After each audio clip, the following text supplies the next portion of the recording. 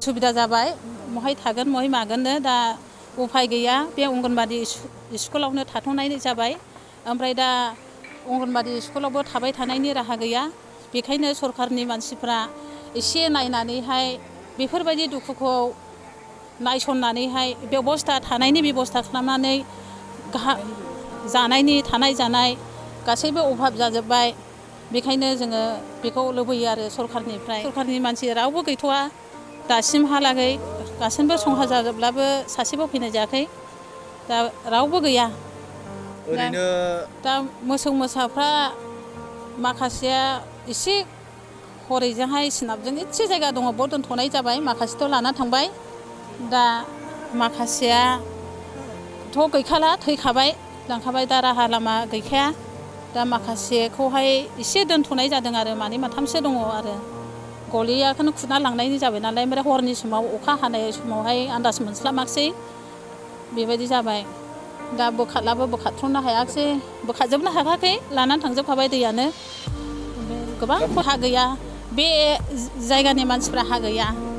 बियो ओरैनोब्लाबो नैबे आबौनि न'आवसो थाथ'नानै थानाय मानसिखामोन ओमफ्राय आरो दा बेहा खुनु थानायनि माबा गैखाया औ दैया लानानै थांबाय दा थानायनि राहा गैया आइ दै औ आइ बिमा औ आइ दै जेनेबा बे दैया मालानिफ्राय खुरा बेखौ सानथामसो जाबाय खुरनाया हर सान अखाथ' मालाबाबो थाथ'खायाखै हर सान हागासिनो थाखादों रावबो जेबो जायासैना मानसिया जेबो जायाखिसै दाउ अमाफ्रा नस्थ' जाजोब्बाय दाउफ्रा गासैबो थैजोब्बाय मानसिल' खारग'नो हादों आरो जेबो मोदोमाव लांफानाय जायाखै आरो जेबो मोनाखै एफाबां अखायाव अबे बुस्थुखौ बोखारनाय जेबो राहा गैया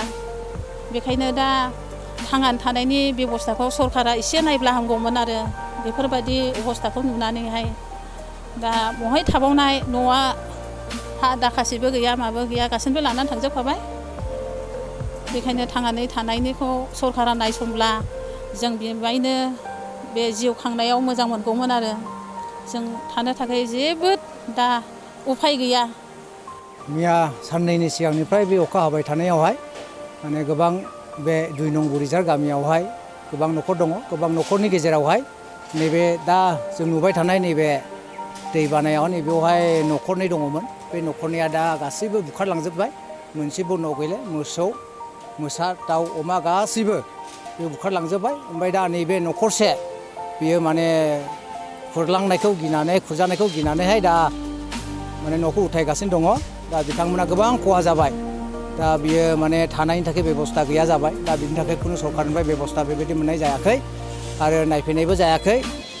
सरकारनिफ्राय बेबस्था लानो हानायनि बेबस्था खालामो आरो अनसुंथाइफोर होनायनि बेबस्था खालामो जोङो बेनिखायनो नैबे गोरिब गुन्द्रा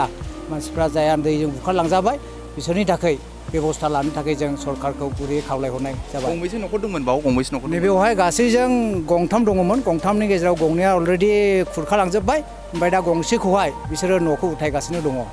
बिसोरो दा बबाव थानायनि सुबिदा लादों बिसोरो थानायनि दा बेबस्था जेबो गैया बैयाव मोनसे माने अंगनबादिनि मोनसे न' दङ बेवहाय बिसोरो दान्दिसेनि थाखाय सानसे साननैनि थाखाय बेयाव थाहैथ'दों सरकारनिफ्राय माबा बेबस्थाफोर जुदि जायोब्ला बेखौहाय सरकारा जेन माने बेबस्था होयो बिनि थाखाय जों सरकारनिसिम मोनसे गुरै खावलायहरनाय जाबाय गैखाला दा थानो थाखाय बिसोरो दा दैबाना जोबब्लाबो अखा हाजोबब्लाबो बिसोरो थानायनि थाखाय बेबस्था गैया दा बहा थागोन बिनि बेबस्थाखौहाय